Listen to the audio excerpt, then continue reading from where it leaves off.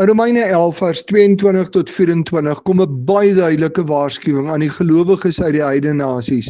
Hulle moet let op die goedheid en strengheid van God, sy strengheid oor die afvalliges en sy goedheid oor hulle. Daarom moet hulle uit die goedheid van God lewe, anders kan hulle ook uitgekap word. Dit sluit baie nou aan by Johannes 15 vers 2 tot 6, wat sê dat ons uit Christus moet leef en uit hom moet groei om te kan vrug dra. As ons nie in Christus bly, dra ons geen vrug en word ons afgesny en beland ons in die vuur. As ons dus nie uit Christus leef en hy in ons lewe gesien word nie, word ons uitgekap. Maar dan hoor ons ook van die genade en krag van God. God kan en wil ook aan daardie mense wat deur hulle ongeloof of verharding afgesny is, genade bewys deur hulle terug te ent op die boom waarin daar lewe is.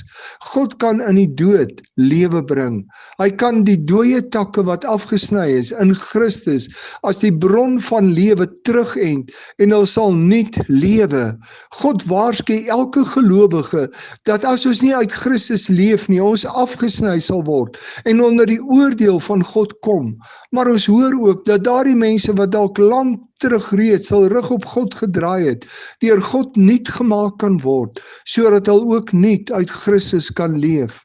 Ons moenie mense wat in sonde leef afskryf en sê daar's vir hulle nie hoop nie.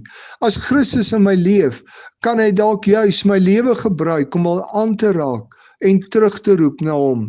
Wys die vrug van jou lewe dat jy uit Christus leef, sodat die lewe wat uit Christus kom, deur jou lewe na ander kan vloei.